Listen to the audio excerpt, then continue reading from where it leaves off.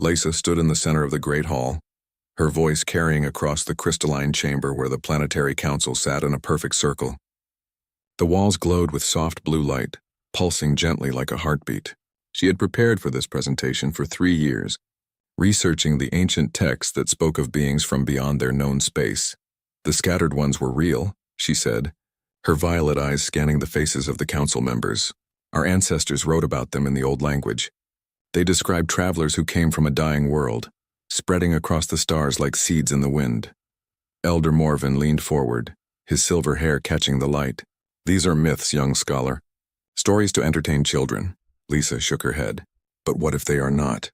What if somewhere out there these people still exist? What if— She stopped. Her mouth hung open mid-word. Every muscle in her body locked. Around her, the council members stiffened. Across the entire planet of Velkara, millions of people froze in place. The telepathic network that connected all Velkarans suddenly screamed with a single sensation. Something vast, something wrong, something that did not belong. The feeling passed through Lisa like ice water. Her twin sister Essa, working in the orbital monitoring station far above the planet, sent a pulse of pure terror through their shared bond. Above us, Lisa whispered. Something appeared above us. The council chamber erupted into confusion. Voices overlapped as the telepathic network buzzed with questions and fear. Elder Morven raised his hand for silence, but before he could speak, the chamber's central display activated on its own. The image showed black space, stars, and then, sliding into view like a predator from the dark, a ship. It was not like anything the Velkarans had seen before. Their own vessels were smooth, curved, grown from living materials that sang with bioluminescent light. This ship was different. It had hard angles and scarred metal. Burns marked its hull in black streaks. Parts of it looked broken, held together with visible patches. Weapons bristled from its surface like thorns on a deadly plant. Defense satellites have locked onto the vessel, announced Controller Venn, his fingers dancing across a light panel. It is heavily damaged but still operational. The power readings are substantial. Who are they? Elder Morven demanded. Why do they not identify themselves? Lisa could not look away from the screen. The ship hung there in the silence of space, and she felt something stirring in her memory. The old texts, the descriptions of metal vessels that carried the scattered ones. A voice crackled through the chamber's communication system. It spoke in a language the Velkarans did not know, rough and urgent. The translation system struggled for a moment. Then the words came through clearly. This world is in danger. The swarm is coming. You have 72 hours. Silence fell across the chamber. Lisa felt her hearts beating rapidly in her chest. The swarm. She had never heard that word before, but the way the voice spoke, it carried weight, terror, exhaustion, and something else, determination. This is a threat, said Council Member Thera, her face pale. They come to our world with weapons and speak of danger. They bring the danger themselves. Or they bring a warning, Lisa heard herself say. All eyes turned to her. Perhaps they are trying to help us. Elder Morven studied the ship on the display. We have lived in peace for 3,000 years under the protection of the Galactic Concordat. If there was true danger, the Concordat would have warned us. May I speak with them? Lisa asked. Let me be part of a contact team. We should learn what they know. The council members looked at each other. Lisa could feel their thoughts touching through the telepathic network, sharing concerns and possibilities. Finally, Elder Morven nodded. Very well. You will go with Ambassador Krell and a security team. But remember, young scholar, sometimes those who speak of danger are themselves the greatest threat. 3 hours later, Lisa stood in the docking bay of the orbital station, watching as a small transport prepared for departure. Her sister Essa gripped her hand tightly. I do not like this, Essa said through their private mental link. That ship feels wrong, dark, like it has seen terrible things.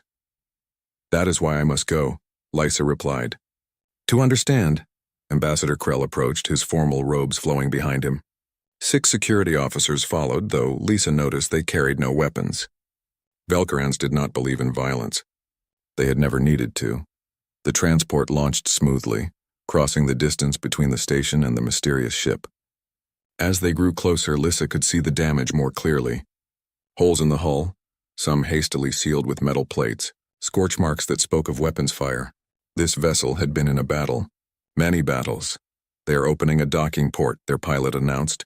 The transport slid into the ship's interior, and Lissa felt the artificial gravity take hold. The air that hissed into their craft smelled strange, metallic, recycled, old. The airlock opened and they stepped into a corridor lit by harsh white lights. A human stood waiting for them. Lisa had never seen a human before, but she knew immediately what he was. The ancient texts had described them. 2 eyes instead of the Velkaran 4, skin tones and shades of brown instead of the soft blue of her people, hair that grew from their heads in wild patterns. This human looked tired. Deep shadows hung under his eyes. His uniform was clean but worn. When he spoke, his voice carried the weight of someone who had not slept properly in a very long time. "I am Captain Marcus Chen of the Earth Alliance destroyer Indomitable," he said. The translation came through clearly. "Thank you for coming. I wish we had more time for proper introductions, but we do not. Please follow me." He turned and walked down the corridor without waiting for a response. Ambassador Krell looked offended by the lack of ceremony, but Lisa hurried to follow.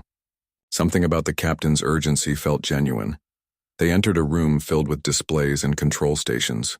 Humans worked at various posts, their movements efficient and practiced. Lisa noticed how many stations sat empty. This ship was built for many more people than currently served aboard it. A human woman approached, her dark skin contrasting with her white medical coat. She smiled warmly at the Velkarans. "I'm Dr. Sarah Okonkwo. I have studied many species, but I have never met your people before. Your telepathic abilities are fascinating." Before Lissa could respond, Captain Chen activated a large central display. "I'm going to show you something. It will be difficult to watch, but you need to understand what is coming." The display lit up with footage from space. A planet hung in the black, green, and blue and beautiful. Then dark shapes appeared at the edge of the frame. Not ships, Lissa realized with growing horror. Living things. Enormous creatures that moved through space like fish through water. Behind them came smaller vessels, thousands of them, all connected by some invisible link. The swarm fell upon the planet like locusts on a field. They wrapped around it, covered it, consumed it. The footage showed cities burning, oceans boiling away, the atmosphere itself being stripped and processed. Within hours, the beautiful world became a dead gray sphere. Lissa felt sick. Beside her, Ambassador Krell had gone completely pale, his 4 eyes wide with shock. "This happened 4 months ago," Captain Chen said quietly. "The planet was called Haven. 2 billion people lived there. The Krethic swarm gave them no warning, no chance to surrender. They just consumed everything." He changed the image. Another planet dying. Another. 3 more. The Galactic Concordat tried to fight them. They failed. 2 years ago, they began abandoning the outer sectors, focusing their defense around the core worlds. Evacuation orders went out across the standard communication networks. Captain Chen looked directly at Lisa. "Your world never received the warning. Your comm relay is outdated. You have been living in peace, not knowing that the swarm has been consuming everything in its path, moving closer with each world it takes." "How long?" Ambassador Krell whispered. "How long until they reach us?" "Our instruments detected them entering the system 3 hours ago," Dr. Okonkwo said gently. "They are slowing to feed on the outer planets first, building their numbers. We estimate they will reach Velkar in 72 hours.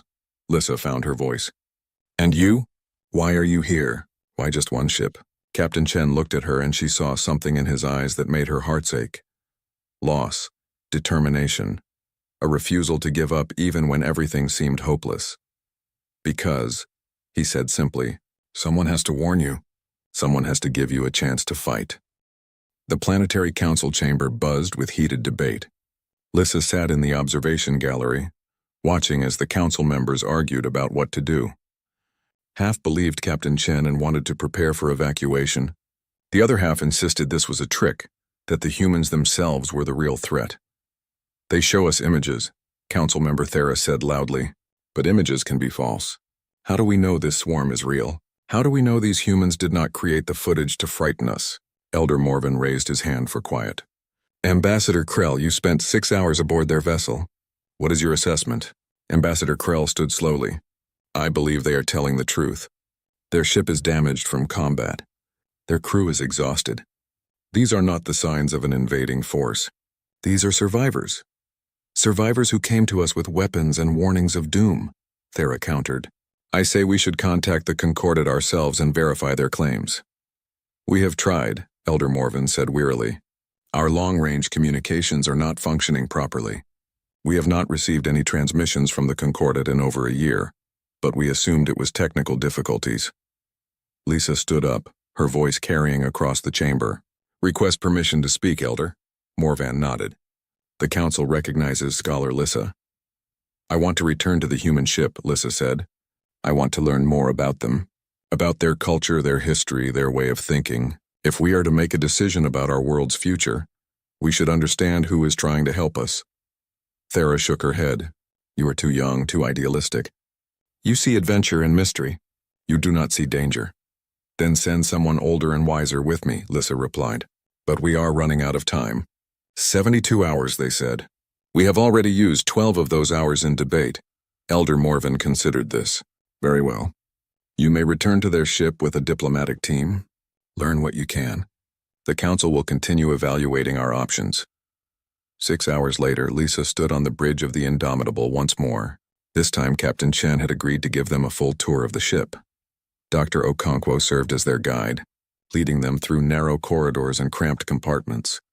We are operating at 25% crew capacity, Dr. Okonkwo explained as they walked. This destroyer was designed for 800 people. We have just under 200 now. What happened to the others? Lisa asked quietly. Some transferred to other ships when we were ordered to retreat. Others died in combat. Some stayed behind to help with evacuations on worlds we could not fully save. Dr. Okonkwo paused at a corridor intersection. Captain Chen refused the order to retreat. He said as long as the ship could fight, he would keep fighting. Keep buying time for people to escape. They passed the ship's medical bay. Lissa saw human crew members receiving treatment for various injuries. Burns, broken bones, exhaustion. The doctor noticed her looking. We have been fighting for 3 months straight, Dr. Okonkwo said, jumping from world to world, trying to slow the swarm's advance. We have saved 12 planets so far, evacuated populations, given them time to run. At what cost? Lisa wondered aloud. Everything, replied a voice behind them. Lissa turned to see a young human man in an engineer's uniform. He had grease on his face and tired eyes. Sorry, I did not mean to interrupt. I am Lieutenant Torres, Chief Engineer. Dr. Okonkwo smiled at him. Torres here has kept this ship running with spare parts and prayer. Torres pulled out a small photograph from his pocket, showing it to Lisa. 2 small human children smiled at the camera, their arms around each other. My kids, he said. They are safe on Earth with their mother. I volunteered for this mission so they could grow up in a universe where the swarm did not eat everything. Lissa felt something twist in her chest. She thought of her own sister Essa, of all the young Velkarans who had never known fear or danger.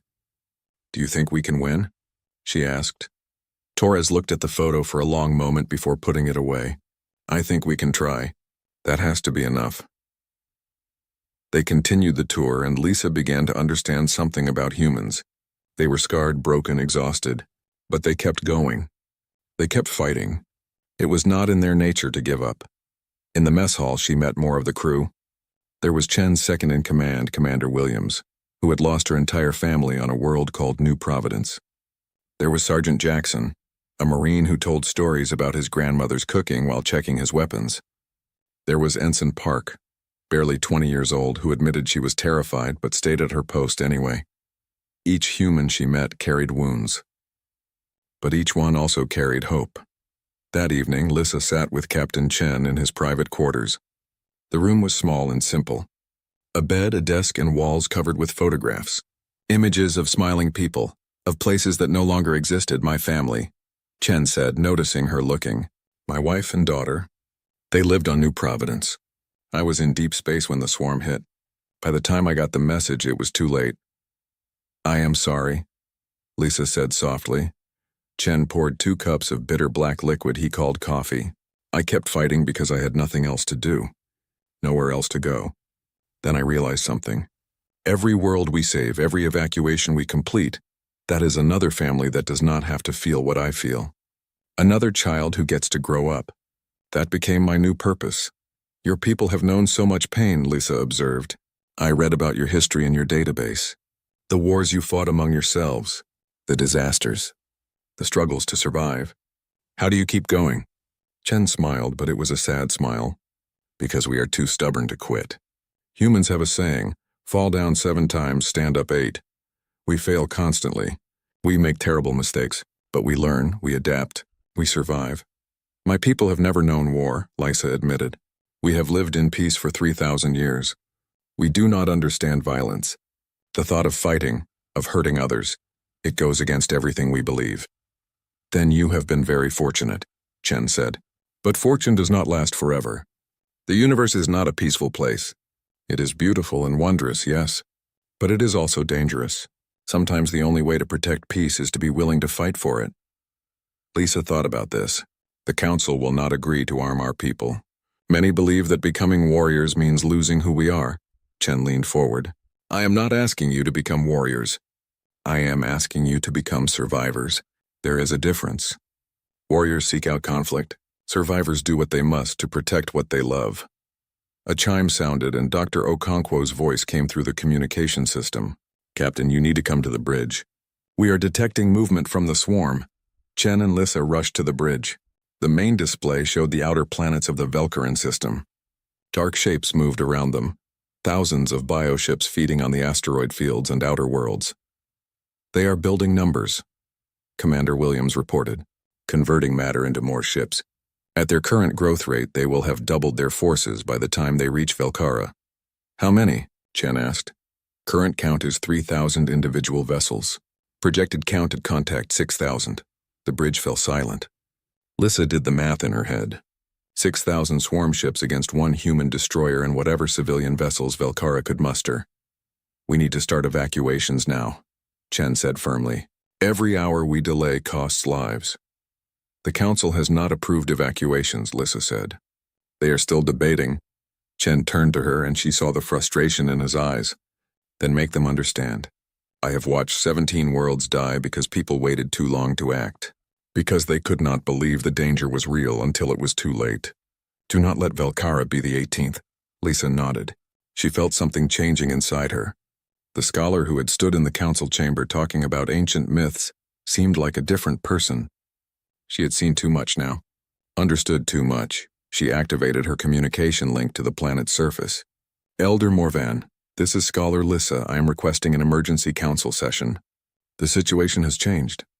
As she waited for the response, Dr. Okonkwo approached her. You are very brave, the doctor said. Coming up here facing these truths, many species we have encountered refused to believe until the swarm was already consuming their worlds. I am not brave, Lisa replied. I am terrified. But Captain Chen taught me something. Being afraid and acting anyway, that is what courage really means. The communication system crackled. Elder Morvan's voice came through, sounding old and tired. The council will hear you, scholar. Return to the surface and present your findings. Lysa looked at the display one more time, watching the dark shapes of the swarm multiply in the outer system. 60 hours remained. She hoped it would be enough time to convince her people to act, because now she understood what Captain Chen and his crew had been trying to tell them all along. Hope was not about believing everything would be fine. Hope was about choosing to fight for survival even when the odds looked impossible. I will be back, she promised Chen. One way or another we will be ready. Lisa stood before the Planetary Council for the second time in 3 days, but everything had changed. She no longer felt like a young scholar hoping to impress her elders. She felt like someone carrying the weight of her entire world on her shoulders. The swarm is real, she said, her voice steady. It is growing stronger every hour. In 58 hours it will reach our world. We must evacuate everyone we can and prepare to defend those who cannot leave in time. Elder Morvan studied her carefully. You have changed, young one. Something in you is different. I have seen what is coming, Lissa replied. I have spoken with people who have watched worlds die. They came here to our planet to warn us. The least we can do is listen. Council member Thera stood up, her face angry. You want us to become like them. Like these humans. You want us to arm ourselves, to build weapons, to become violent creatures. We are Velkarans. We do not harm others. The swarm will not care about our philosophy, Lisa said. It does not negotiate. It does not show mercy. It consumes. If we do nothing, we will all die. Our culture, our history, our way of life. All of it will be erased. Better to die as who we are than to live as something else, Thera insisted. Lisa felt anger rise in her chest, hot and unfamiliar. Easy words when you are not the one watching children being consumed. Captain Chen lost his family to the swarm. Dr. Okonkwo left a comfortable life to fight. Lieutenant Torres carries a picture of his children and works until he collapses because he wants them to have a future. They are not asking us to become violent. They are asking us to survive. The council chamber erupted in debate. Voices overlapped, arguments flew back and forth. Lissa felt her sister's presence through their telepathic bond. Essa was in the orbital station watching the swarms approach. The fear coming through their connection was overwhelming. Finally, Elder Morven raised his hand for silence. We will put it to a vote. All in favor of full evacuation and defensive preparations? Hands rose slowly. 5 council members. Not enough. All opposed? 6 hands. The vote failed. Morvan sighed deeply. However, we can agree to a compromise. We will prepare evacuation ships and strengthen our orbital shields. We will not arm our people for combat, but we will train volunteers in basic ship operations and emergency procedures. Those who wish to learn from the humans may do so. Does this satisfy both sides? Reluctant nods came from around the chamber. It was not what Lysa wanted, but it was something. Then let us begin, Morvan said. Scholar Lissa, you will coordinate with the human ship. Organize the volunteers. May the light guide us all. The next 2 days passed in a blur of frantic activity. Lissa barely slept. She moved between the planet's surface and the Indomitable, organizing training sessions and evacuation plans. Captain Chen sent teams of humans down to Velkara to teach the volunteers. Sergeant Jackson ran crash courses in ship operations. Commander Williams taught basic tactical thinking. Dr. Okonkwo showed Velkaran medical staff how to treat combat injuries, something they had never needed to know before. But the cultural gap was enormous. When Jackson demonstrated how to operate a weapons console, many Velkarans became physically ill. The thought of deliberately harming another living being went against their deepest instincts. This is impossible, Jackson told Lissa after the 3rd training session. No offense to your people, but most of them cannot even look at a weapon without getting sick. How are they supposed to fight? I do not know, Lisa admitted. But we have to try. She spent hours with her sister Essa, preparing the orbital station for battle. They reinforced the shields and plotted evacuation routes. At night, they would sit together and talk through their telepathic link, sharing fears and hopes. Are we going to die? Essa asked one night. Maybe, Lisa replied honestly, but maybe not. The humans have survived impossible situations before. Perhaps we can too. On the 2nd day of preparations, Lissa found herself in the Indomitable's library, researching human history. She wanted to understand what made them so resilient. What she found both horrified and fascinated her. Humans had nearly destroyed themselves multiple times. Nuclear wars, climate disasters, pandemics. They had conquered their own world through violence and blood. But they had also created beautiful art, music, and poetry. They had built civilizations that reached for the stars. They contained contradictions, capable of great cruelty and great kindness. She found records of their wars. The world wars of the 20th century where millions died, but also stories of individuals who had risked everything to save others. Soldiers who had covered grenades with their bodies to protect their friends. Civilians who had hidden refugees from persecution. Ordinary people doing extraordinary things. Dr. Okonkwo found her there, surrounded by holographic displays. Finding anything useful? I am trying to understand, Lisa said. How do your people carry so much darkness and still have hope? The doctor sat down beside her. We remember. We remember the mistakes and try to do better. We remember the heroes and try to be worthy of their sacrifice. Every human child learns about the wars, yes, but also about the peace that followed. We learn that we can change, that we can choose to be better than we were. My people have never had to make that choice, Lisa said. We have always been peaceful. Now we must decide if we can be something else without losing ourselves. Okonkwo smiled gently. You know what I have learned studying different species? Every culture is defined by the choices it makes in crisis. You are not losing who you are. You are discovering who you can become. That evening, Lissa addressed a gathering of 5,000 Velkaran volunteers. They filled the central plaza of Lumenis, their faces showing a mixture of fear and determination. I will not lie to you, she told them. What is coming is terrible. Many of us may die. But we have a choice. We can run and hope we survive, or we can stand and fight for our home. She paused, feeling the telepathic network pulse with emotion. The humans who came to warn us, they could have run too. Their ship is damaged. They are outnumbered. But they stayed. They chose to give us a chance. Now we must choose what to do with that chance, a voice called out from the crowd. What if fighting changes us? What if we become violent like other species? Lissa thought about Captain Chen, about his sad smile when he talked about his lost family, about Torres and his children's photograph, about Jackson's grandmother's cooking, about all the small human moments of kindness she had witnessed aboard a warship. The humans taught me something, she said. Violence does not define you. Your choices define you. They fight not because they love violence, but because they love what they are protecting. We can do the same. We can defend our world and still remain Velkarans. We can be strong without being cruel. The crowd murmured, the telepathic network buzzing with debate. Then someone began a traditional Velkaran chant, a song of unity and strength. Others joined in. The sound grew, filling the plaza, reaching up to the stars where the swarm approached. Lissa felt tears on her face. Her people were afraid, yes, but they were not broken. Not yet. Later that night, she returned to the Indomitable to report on the progress. Captain Chen looked more tired than ever, but he managed to smile when she told him about the volunteers. You are a natural leader, he said. Your people are lucky to have you. I do not feel like a leader, Lissa admitted. I feel like I am making everything up as I go. Chen laughed, a sound that seemed strange coming from someone so exhausted. That is what all leaders feel like. We just hide it better. He pulled up a display showing the swarm's position. They had finished feeding on the outer planets and were beginning their approach to Velkara.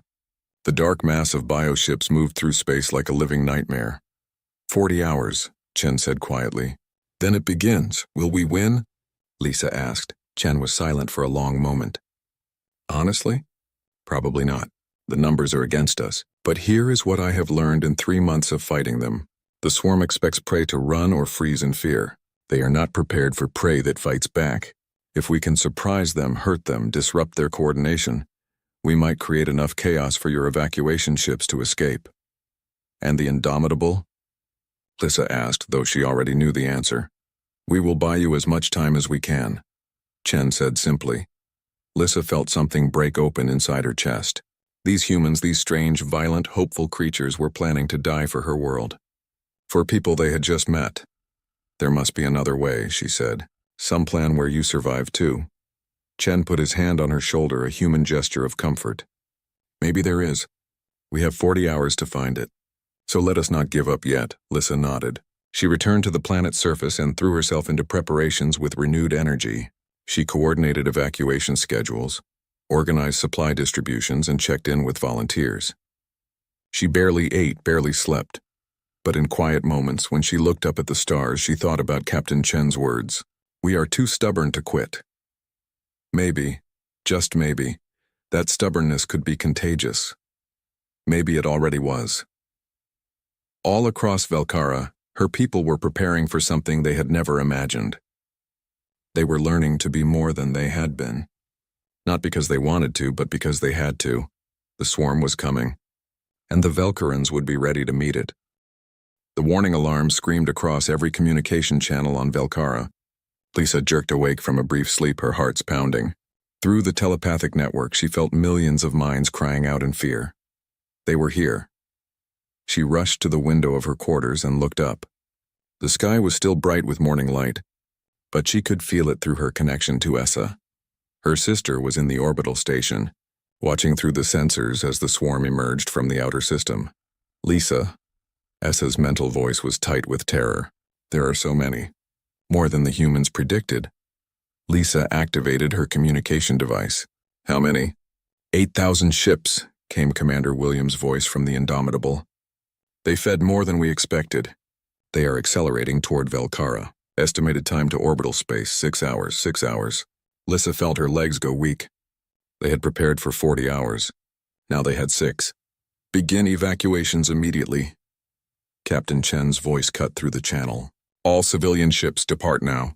Do not wait for full capacity. Go. We will cover your escape. Across Velkara, chaos erupted. The carefully planned evacuation schedules dissolved as people rushed to the spaceports. Parents carried children. The elderly were helped onto transports. The telepathic network buzzed with panic, fear spreading like wildfire through the shared consciousness. Lissa ran to the central spaceport of Lumanus. She needed to help organize the evacuation to keep people calm, but when she arrived, she saw the crowds pushing and shoving in their desperation to board ships. Families were being separated. Children were crying. "Please," she shouted, projecting her thoughts through the telepathic network as strongly as she could. "There is room for everyone. But we must be organized. Please trust me." Her mental voice cut through the panic. People recognized her from her speech 2 days ago. Slowly, the chaos began to organize itself. Lines formed. Families stayed together. The ships began launching in orderly waves, but it was not fast enough. Lissa checked the time. 4 hours until the swarm reached orbital space. Half the population was still on the ground. She contacted the Indomitable. "Captain Chen, we need more time." "We will do what we can," he replied. Through the communication channel, she could hear the bridge crew working frantically. "The swarm is splitting into 3 groups. One is heading straight for the planet. The other 2 are trying to flank us and cut off the evacuation routes." Lisa felt cold. "What are you going to do?" "The only thing we can. We are going to hit them as hard as possible and make them focus on us instead of you." In orbit above Velcara, the Indomitable moved into position. The human destroyer looked tiny against the backdrop of space. One small vessel preparing to face 8,000. Captain Chen stood on the bridge, his hands gripping the command console. "All stations report ready," Commander Williams said. "Weapons armed. Shields at maximum. Engines ready for combat maneuvers." Chen looked at his crew. These people who had followed him for 3 months, fighting a war they could not win, buying time for strangers to escape. He saw determination in their eyes. Also fear. But mostly he saw people who had made a choice to stand and fight. "Open a channel to all Velcaran ships," he ordered. When the channel opened, he spoke clearly. "This is Captain Marcus Chen of the Indomitable to all Velcaran vessels. Begin your evacuation runs. Stay in the southern orbital corridor. We will keep the swarm away from that vector. Do not deviate from the planned routes. And do not look back. Just run." He closed the channel and turned to his weapons officer. "Target the lead swarm ships. Let them know we are here." The Indomitable's railguns opened fire. Streams of hypervelocity projectiles tore through space, smashing into the front ranks of the swarm. Bioships exploded in bursts of organic matter. The humans cheered as dozens of enemy vessels died, but more came. So many more. "Launch missiles," Chen ordered. "Everything we have." Nuclear-tipped missiles streaked from the destroyer's tubes. They vanished into the swarm's mass and detonated. Brilliant flashes of light turned night into day. Hundreds of bioships disintegrated in the blasts. The swarm's response was immediate. They changed course, abandoning their flanking maneuvers. The entire swarm, 8,000 strong, turned toward the Indomitable. "It worked," Williams said quietly. "They are coming for us." "Good," Chen replied. "That means they are not going for the evacuation ships. All power to forward shields. Prepare for evasive maneuvers." The swarm opened fire. Organic projectiles, biological weapons, energy beams of unknown origin, all of it focused on one human destroyer. The Indomitable's shields flared as they absorbed the impacts. The ship shook violently. "Hull breaches on decks 5 and 7, reported the damage control officer. "Sealing emergency bulkheads. Keep firing," Chen ordered. "Do not stop." On Velcara's surface, Lissa watched the battle through the orbital station's sensor feeds that Essa shared with her telepathically. She saw the Indomitable surrounded by a storm of enemy fire, fighting alone against impossible odds. She saw the human ship taking hit after hit, pieces of its hull breaking away, but still it fought. She felt something rising in her chest. Not fear, not anymore, anger. These creatures, this swarm, they had come to her world to consume everything she loved, and one human ship was standing between them and destruction. One ship was not enough. Essa. She sent through their mental link. "How many Velcaran ships are still in orbit?" "Maybe 300, her sister replied. "Mining vessels, cargo haulers, civilian transports that stayed to help with evacuation. Can they fight?" There was a pause. "They have tools that could be used as weapons. Mining lasers, cargo manipulators. Nothing compared to what the swarm has, but something." Lissa made a decision. She broadcast on all frequencies, speaking both through technology and through the telepathic network. Her thoughts reached every Velcaran in orbit and on the surface. My people, I know we are afraid. I know we have never fought before. I know everything in our culture tells us that violence is wrong. But look at what the humans are doing. Look at that one ship buying us time with their lives. They fight not because they love violence, but because they love life. They fight for us. Strangers they just met. She paused, feeling the attention of millions focused on her. We have a choice. We can run and let them die alone. Or we can stand with them. We can fight for our world. We can be more than we have been. Through the telepathic network, she felt the response. Thousands of minds connecting, sharing thoughts and emotions. Fear, yes, but also determination. Anger at the injustice of what was happening. And something her people had never felt before. The will to fight back. Those of you in ships, Lissa continued, if you are willing, arm your mining lasers and your tools. Join the Indomitable. Show the swarm that Velcara is not defenseless prey. In orbit, 300 Velcaran ships hesitated. Then one by one they changed course. Mining vessels designed for peaceful work turned toward the battle. Cargo ships that had never seen combat moved to support the human destroyer. Captain Chen watched in shock as his sensors showed the approaching Velcaran vessels. What are they doing? I told them to evacuate. They are coming to help, Williams said, her voice filled with wonder. The Velcaran ships were not warships. They were slow and clumsy in combat. Their weapons were mining tools not meant for battle. But there were 300 of them, and they came with a desperation born of protecting their home. A mining ship moved alongside the Indomitable and opened fire with its cutting laser. The beam sliced through a swarm bioship, cutting it in half. A cargo hauler used its manipulator arms to grab an enemy vessel and crush it. A passenger transport rammed a bioship that was targeting an evacuation shuttle, destroying them both but saving the lives aboard the shuttle. Coordinate with them, Chen ordered. Share our targeting data. Make every shot count. The battle became a chaotic swirl of ships and fire. The swarm was still vastly superior in numbers and power. They destroyed Velcaran ships with horrifying efficiency.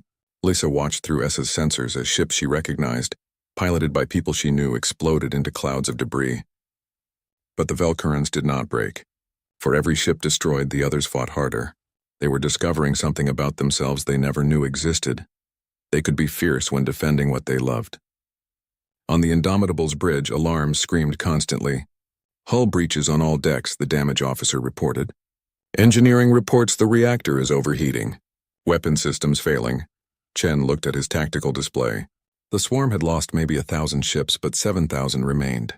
And they were pushing through the defense line, getting closer to Velcara. He made the calculation instantly. They could not win, but they could still buy more time. Engineering, he spoke into the communication system. Prepare to overload the reactor. Set it for maximum yield. Lieutenant Torres's voice came back, shaking slightly. Sir, that would destroy the ship. I know, Chen said quietly. But we can take a lot of them with us. And every swarm ship we destroy is one less attacking Velcara. One less chasing the evacuation ships. Williams turned to him. Marcus, there has to be another way. If there is, I do not see it, Chen replied. He looked at his crew. All hands, this is the captain. Abandon ship. Evacuate to pods. That is an order. Sir, we are not leaving you, Sergeant Jackson said from his station. This is not a debate, Chen snapped. You have done your duty. You have fought bravely. Now live, go. Slowly, reluctantly, the crew began moving to the escape pods. Chen watched them go. These people who had trusted him, followed him, fought beside him. He hoped they would make it. From Velcara's surface, Lysa felt something shift in the telepathic network. Essa's panic came through like a scream. Lissa, the human ship. Its power readings are spiking. I think they are going to... No, Lisa whispered. She understood. Captain Chen was going to ram the swarm center and explode his reactor. He was going to sacrifice himself and his ship. She broadcast again, her mental voice reaching every Velcaran in the system. The humans are about to make their final stand. They are going to die for us. For people they barely know. This is what courage looks like. This is what sacrifice means. Through the network, she felt the response, grief, admiration, and determination. Her people would not let this sacrifice be in vain. They would remember. They would survive. They would become worthy of what the humans were giving them. The Indomitable turned, all power to engines, and began its final run toward the heart of the swarm. Captain Marcus Chen stood alone on the bridge of the Indomitable. The rest of the crew had evacuated as ordered, though he knew some had refused and were still fighting in the engineering sections, keeping the ship running for its final run. Stubborn, all of them. He would have done the same. The destroyer accelerated toward the center of the swarm. Thousands of bioships turned to face him, their weapons charging. Chen armed every remaining missile, every railgun, every weapon system that still functioned.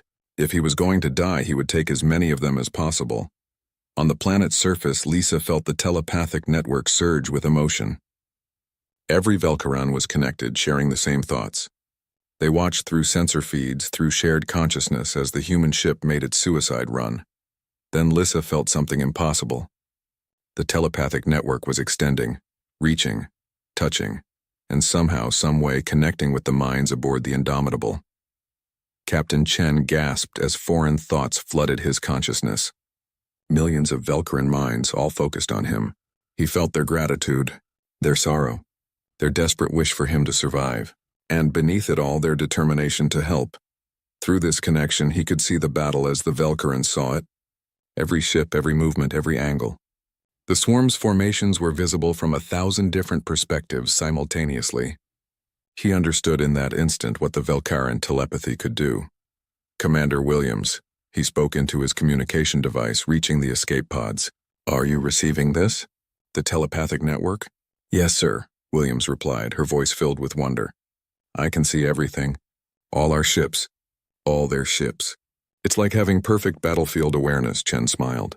Maybe they had a chance after all. Through the telepathic link, Lisa projected instructions. She had studied military tactics in the human database. She understood strategy now in a way she never had before. And with the telepathic network connecting all Velcaran ships, they could coordinate in ways no other species could. Form a corridor, she broadcast. Create a path for the Indomitable to reach the swarm's center. Protect the human ship. Move as one. The 300 Velcaran vessels responded instantly. They moved in perfect synchronization, impossible coordination. They formed a living corridor through the swarm, their weapons firing continuously to keep the bioships back. The Indomitable plunged through this corridor, its weapons blazing. Chen saw what Lisa was planning. The swarm had a central coordination node, a massive bioship at the heart of their formation that controlled the hive mind. If they could destroy it, the swarm would lose cohesion. But they had to get close enough. And the swarm was realizing the danger. Hundreds of bioships turned to block the corridor. They focused their fire on the Velcaran vessels, keeping the path open. Ships exploded. Lisa felt each death through the telepathic network. Felt the pilot's final thoughts as they died. It was agony, but she kept broadcasting coordinates and strategies. Mining ship Crystal Song moved to Sector 4. Cargo hauler Dawn's Light, cover the left flank. Transport Hope's Promise, fall back. Your shields are failing. The Velcarans obeyed, moving with inhuman precision. For every ship lost, another filled its place. They had never fought before, but they were learning fast. And they were fighting not for glory or conquest, but for survival. For home. For each other. Essa in the orbital station managed the sensor data, feeding information through the network. She could see the patterns, the weak points in the swarm's formation. She shared this with everyone simultaneously. The coordination node is moving, Essa broadcast. It is trying to hide behind the outer ships. We need to flush it out, Chen replied through the telepathic link. It was strange thinking at people instead of talking to them, but it was efficient. Lisa had an idea. What if we threaten something it cannot ignore? Something it must defend? Like what? Chen asked. Itself, Lisa said. The swarm's ships are all connected to the hive mind. What if we attack from multiple directions at once? It would have to choose what to protect. Through the network, the strategy formed in everyone's mind simultaneously. The Velcaran ships split into smaller groups, each targeting different sections of the swarm. The bioships had to divide their attention, splitting their forces, and there, at the center, the coordination node was exposed. I see it, Chen said. Plotting intercept course. All weapons target that node. The Indomitable surged forward. Swarm ships tried to block its path, but the Velcaran vessels rammed them, sacrificed themselves to clear the way. Lisa felt each death like a knife in her chest, but she kept the network focused. Kept everyone coordinated. Chen's ship was dying. Half the systems were offline. The hull was breached in a dozen places. But the engines still worked. The reactor was still building toward critical overload. And the weapons were still firing. 200 meters, he counted down. 100 meters. 50 meters. The coordination node tried to flee, but it was too late. The Indomitable crashed into it at full speed, and Chen detonated the reactor. The explosion was like a second sun being born. A sphere of nuclear fire expanded outward, vaporizing everything nearby. The coordination node disintegrated. Hundreds of bioships caught in the blast were destroyed instantly. Through the telepathic network, every Velkaran felt the explosion. They felt Captain Chen's final thought. Good luck. Then he was gone. For a moment the battle paused. The swarm ships stopped moving, their connection to the hive mind severed. They drifted, confused and directionless. Lisa felt tears streaming down her face, but she did not stop. Now, while they are disorganized, drive them back! The Velkaran ships surged forward. They destroyed the confused bioships methodically, efficiently. Without coordination, the swarm was just individual creatures, dangerous but manageable. But then the swarm adapted. The bioships began to regroup, forming new patterns. They were establishing a secondary coordination system. The battle was not over. In the orbital station, Essa made a discovery. Lysa, the escape pods from the Indomitable. There are survivors, 37 of them, including Dr. Okonkwo and Commander Williams. Hope sparked in Lissa's chest. Not all the humans had died. Some had survived. Rescue them, she ordered. Bring them to the station. But the swarm had noticed the pods too. A group of bioships broke away, moving to intercept and destroy the escaping humans. Lisa did not hesitate. She was not a pilot.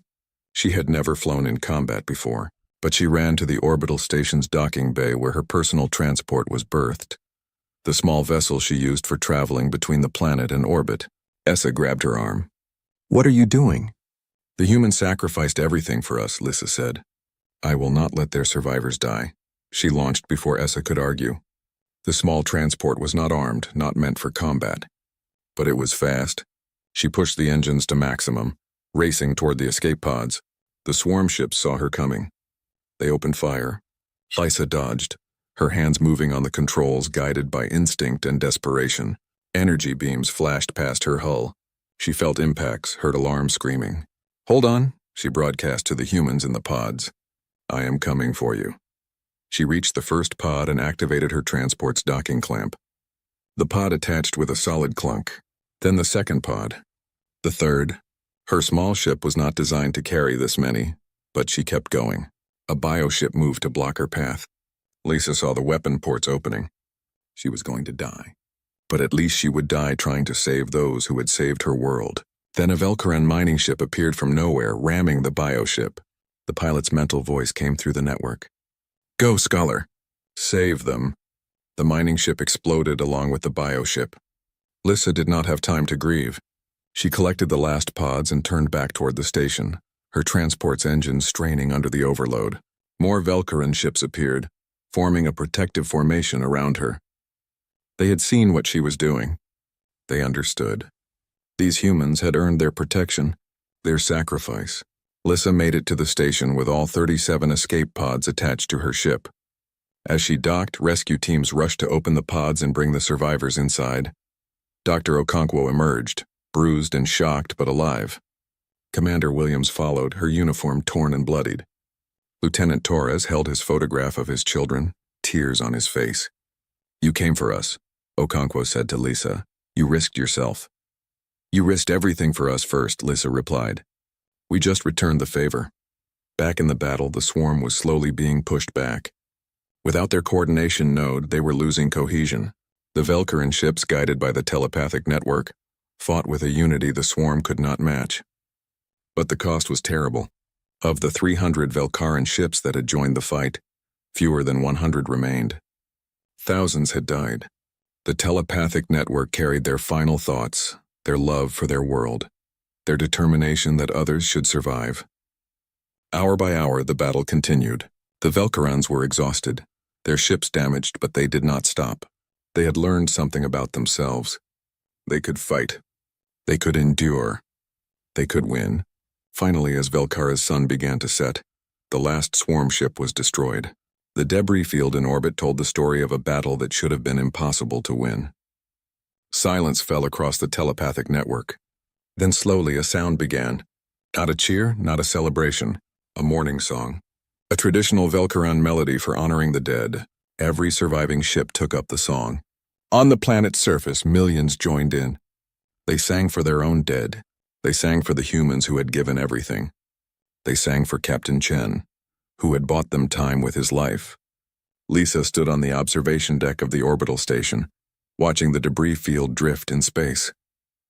Beside her stood Commander Williams, now the senior surviving human officer. "What will you do now?" Lisa asked. "Your ship is gone. Your captain is dead." Williams was quiet for a long moment. "We will rebuild. Find other survivors. Keep fighting the swarm wherever it appears. That is what Marcus would have wanted." "You could stay here," Lisa offered. "Velkara owes you a debt we can never repay." Williams smiled sadly. "No, we are warriors now. We cannot stop fighting while others are still in danger. But we will remember this world. Remember that sometimes peace-loving people can become the fiercest fighters when defending their home." In the days that followed, Velkara mourned and rebuilt. Monuments were erected to the fallen. The council, humbled by events, stepped down and allowed new leaders to emerge. Leaders like Lisa, who understood that peace must sometimes be protected with strength. The surviving humans prepared to depart aboard a Velkaran ship, heading back to human space to report on the battle and continue the fight against the swarm. Before they left, Lisa visited Dr. Okonkwo one last time. "Will we see each other again?" Lisa asked. "I hope so," Okonkwo replied. "Your people have changed, Lisa. You are still Velkarans, still peaceful at heart. But now you know you can be strong too." "That is a valuable lesson," Lisa nodded. She thought about Elder Morvan's question from days ago. Had she changed? Yes. Had her people changed? Yes, but they had not lost themselves. They had simply discovered they were more than they had believed. 6 months later, Lisa stood before the completed monument in Lumenis's central plaza. It was a statue of a human ship, the Indomitable, rendered in crystalline Velkaran art. At its base were inscribed the names of everyone who had died in the battle, both Velkaran and human. She had been appointed as Velkara's first ambassador to humanity.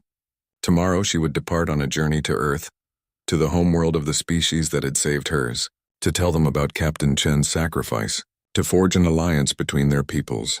But tonight she stood at the monument and remembered the moment she had frozen mid-sentence when a single human ship appeared above her world. Remembered everything that had followed.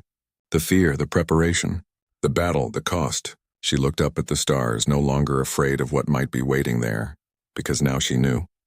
The universe was dangerous, yes, but it also contained people like Captain Marcus Chen, people who would sacrifice everything for strangers, people who believed that some things were worth fighting for. And if humans could be that way, maybe Velkarans could too. Maybe any species could when it mattered most. "Thank you, Captain," she whispered to the stars. "We will not forget. We will not waste what you gave us. We will be worthy of your sacrifice." Above her the stars shone bright and infinite, and somewhere among them other worlds waited. Other battles, other chances to prove that hope could survive even the darkest times. Lisa smiled. She was ready. Her people were ready. Together they would face whatever came next. Because that was what survivors did. They fell down 7 times and stood up 8. They scattered but endured. And they never ever abandoned those who needed them. The humans had taught them that. And it was a lesson Velkara would carry to the stars.